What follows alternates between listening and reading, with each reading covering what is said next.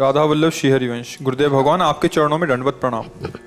गुरुजी, मुझ अदम से पापी से पाप कर्म बन गए हैं जिसकी माफ़ी भी नहीं हो सकती। आप श्री के सामने आने की हिम्मत भी नहीं थी। पता नहीं कैसे आपकी कृपा से आपके समीप आ गया हूँ। मुझ हम ये तो नहीं जानना चाहेंगे कि आपने क्या पाप किया, पर हम ये जानना चाहते हैं कि जो पाप एक बार आपसे हो गया वो पुनरावृत्ति तो नहीं कर रहे हैं। एक बार गलती हो जाए तो वो क्षमा के काबिल होता है, कोई भी हो, जान के भी हो जाए। तो वो कह रहा है जरूर जान के हो गई, पर वो अज्ञानी है, वो नहीं वास्तविक जानता।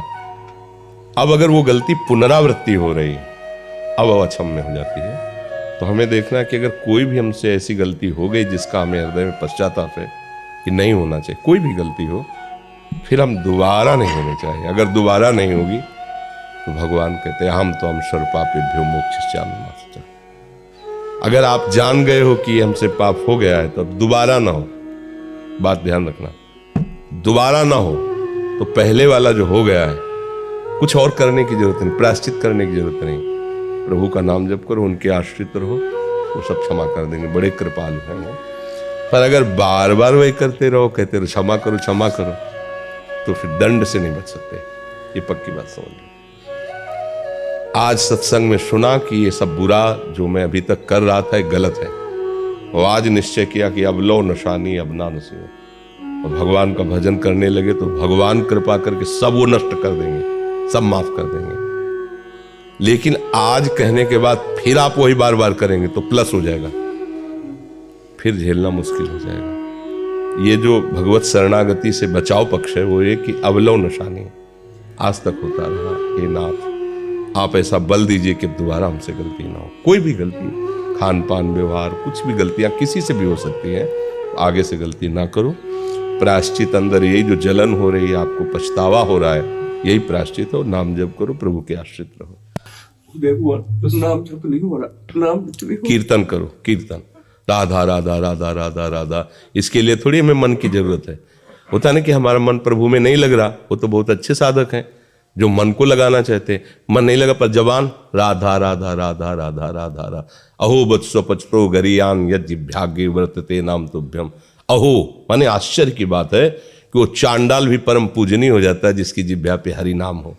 तो आपको तो राधा नाम मिला जो स्वयं हरि जपते हैं, तो राधा राधा जबान से बोलो।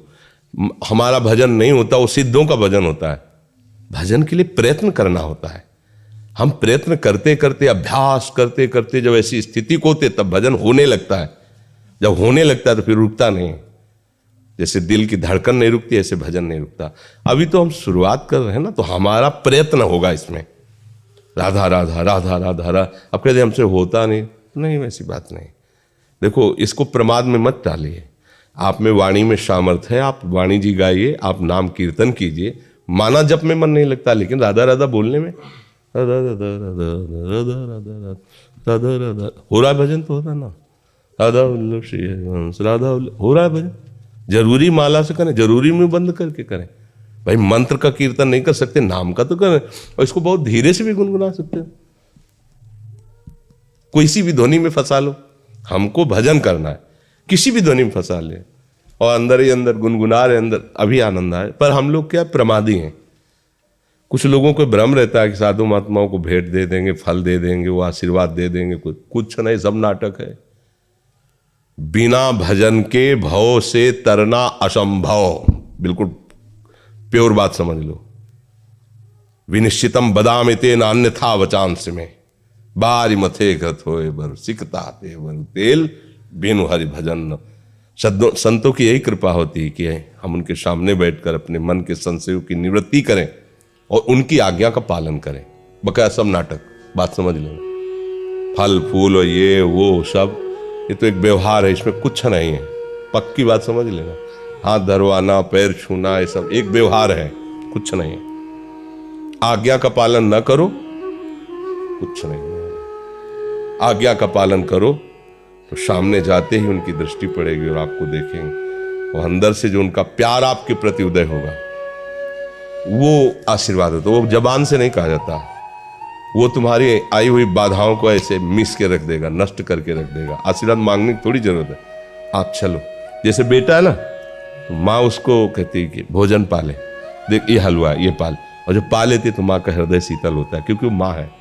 पाया आपने, सुख माँ को हो रहा है। ऐसे ही गुरु को सुख होता है जब शिष्य उनकी आज्ञा पर भजन करता है, कल्याण उसका होगा, पर गुरु को आत्म शांति मिलती कि मेरे वचनों का आदर करने के कारण इस जीव का मंगल हो गया।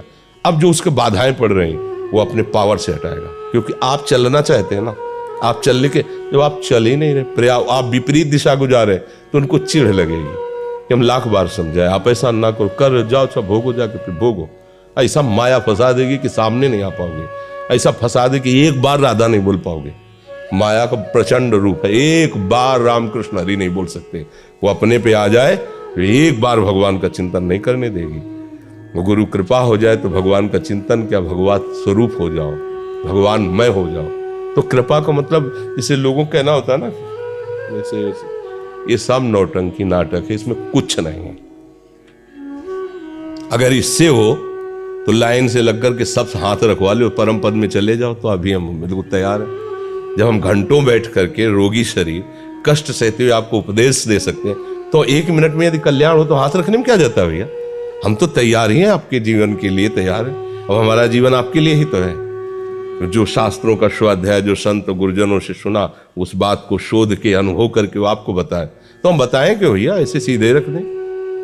जब आपका मंगल ही करना है तो हम आपको क्यों कहे दौड़ भाग करो, अरे ऐसे मंगल होता है, ऐसे कुछ नहीं होता ऐसे।